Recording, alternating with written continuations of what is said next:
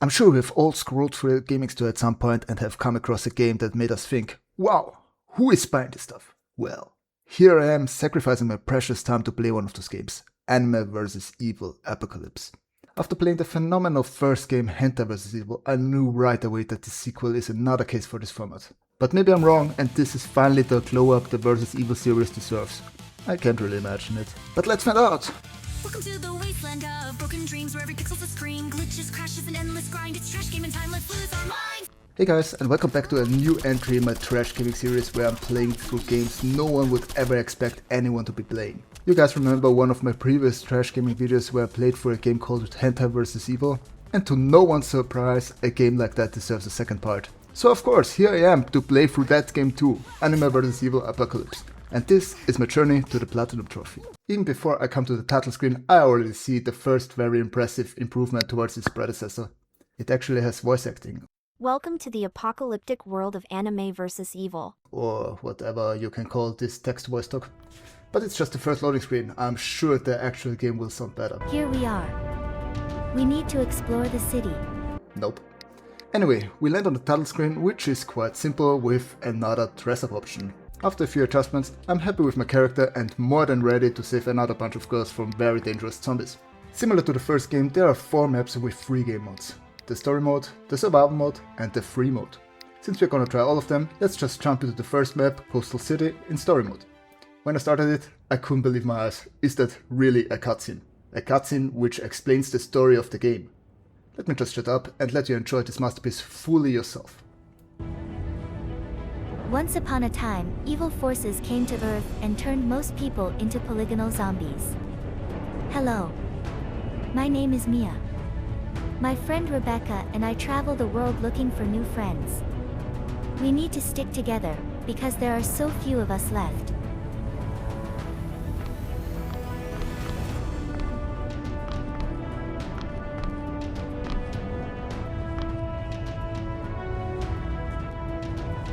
Here we are. We need to explore the city. I think we should split up. Wow. Do you see it? Cannot be. I see.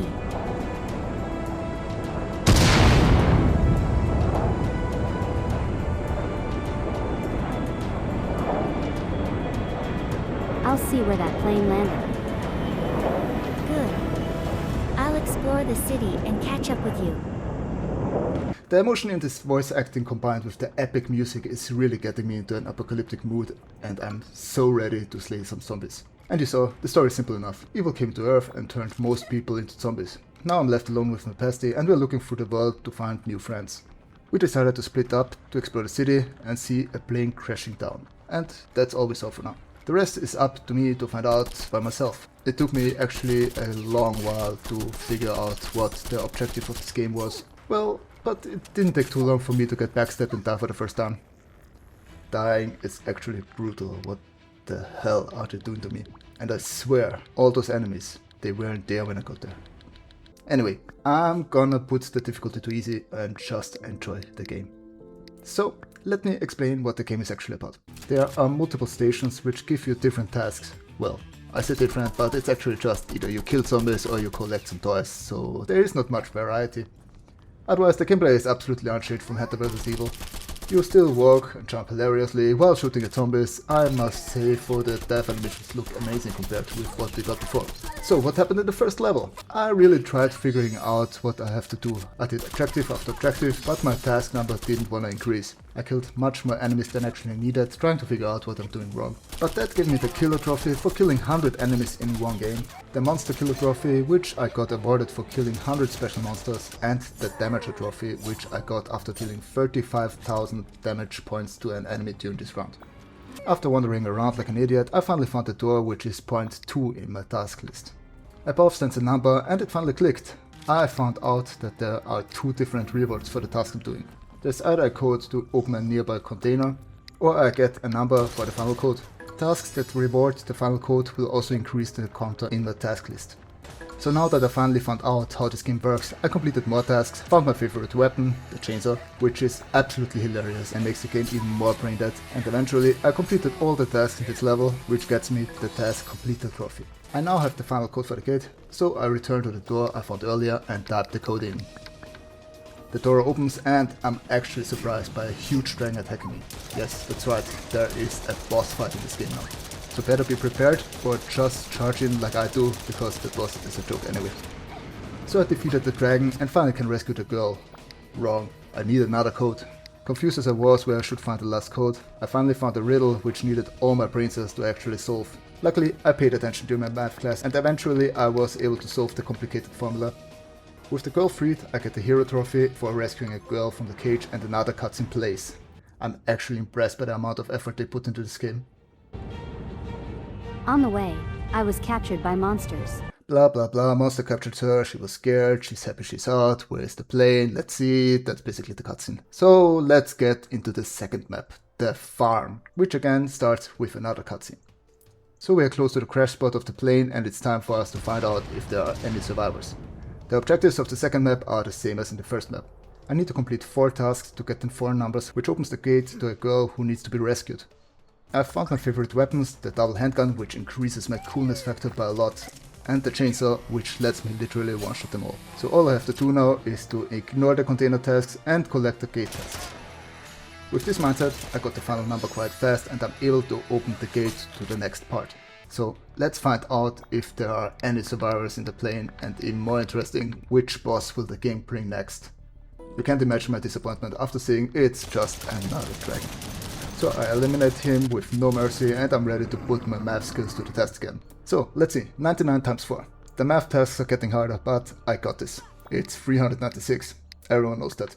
So let's put in 0396. Wrong. Maybe the 0 goes at the end, 3960. Wrong again. I was actually thinking what else it could be. Damn, I felt stupid when I realized that the star is just a missing number.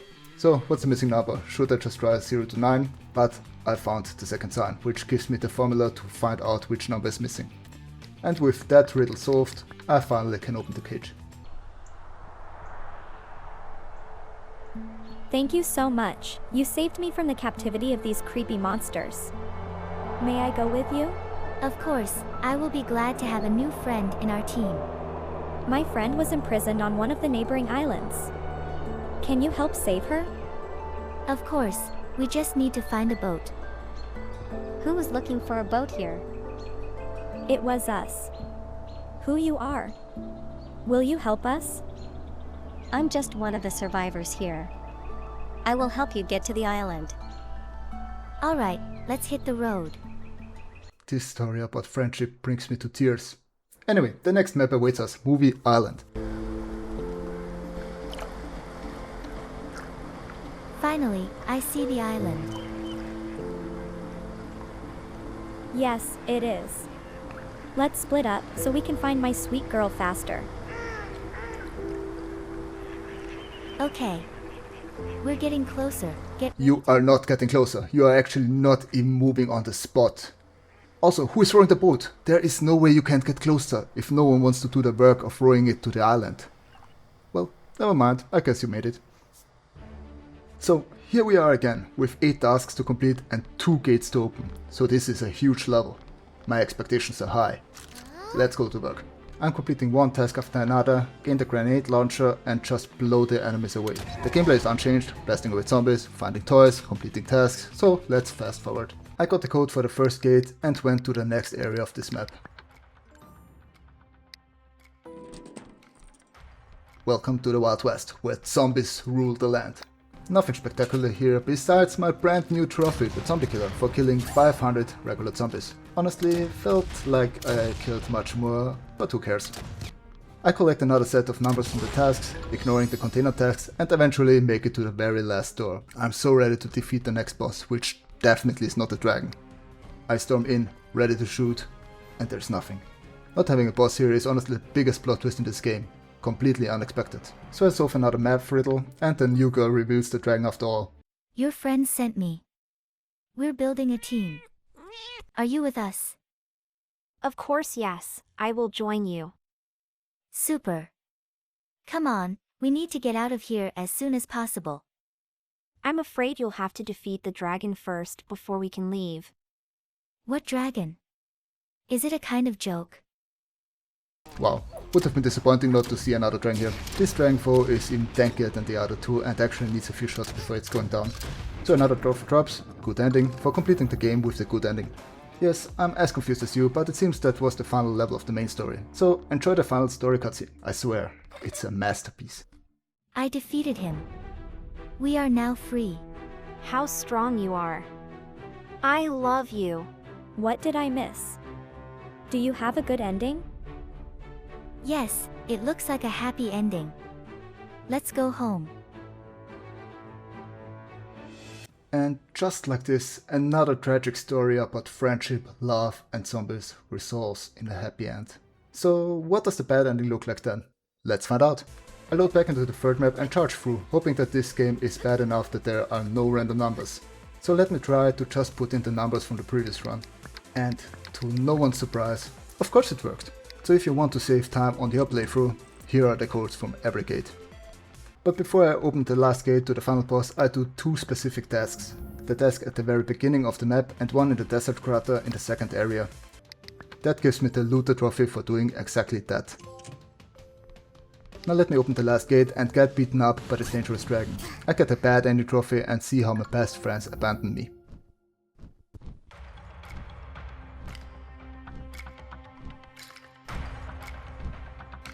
Where is Mia? What happened?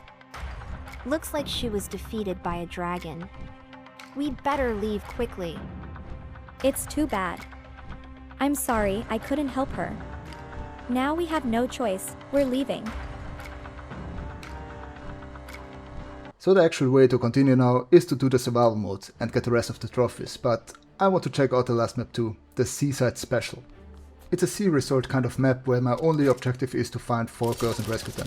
I needed a bit, but again, after looking around for a while, I figured out that the purple light beams actually show where the girls are. So since I'm tired of this game already, let's just unlock them fast and move on to the survival mode. I decided to do this on the very first map, and the principle of this mode is very easy. Enemies spawn in waves and you kill them all, so what I would highly recommend is to just buy the weapons in the shop on time and use them.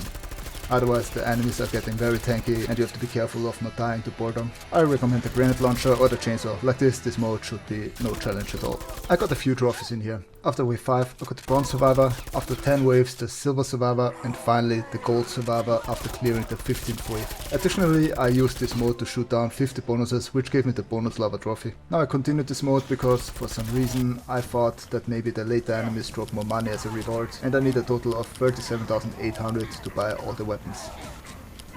Please don't do that, it's such a waste of time. After 35 minutes and 23 waves, I finally realized that, so I finally died and got the survival trophy for staying alive for at least 400 seconds. Now I went back into the maps in free mode and cleared different tasks to collect money.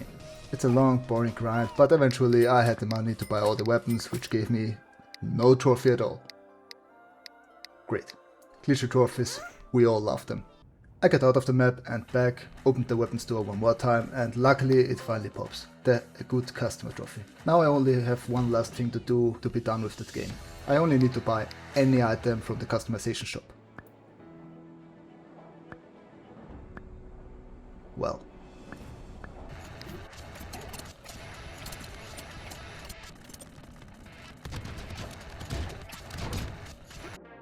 I decided to buy those cheap classes and finally get the trendy trophy, and together with it the Master Platinum trophy. So after approximately 3 hours I finally made it through the game, for you can finish it much faster if you avoid doing all those mistakes I did. Like, don't waste your time in survival mode to grind out missing money. Also, don't ignore the money and run back to the tasks to collect money during story mode. Like that you have less of a grind at the end. The bonus level is completely optional too and doesn't have to be completed. So if you do stuff right, you can probably finish this game in under 2 hours. Now the question, was it better than its previous game? Yeah, definitely. Is it a good game? Well, it still has a long way to go. The gameplay itself is unchanged and even the maps are very similar. The tasks are very boring and after a short while you just want to be done with this game. The music is fine for a game like this, and I'm glad that I finally got some kind of story. It's not a good story, but it is a story. All being said, if you liked Hentai vs. Evil, you will definitely like its sequel, Anime vs. Evil 2. But now I'm interested who actually liked Hentai vs. Evil. Anyway, feel free to subscribe to see me play more ridiculous games. Sometimes I even play good games. So thank you all for watching and see you in the next adventure.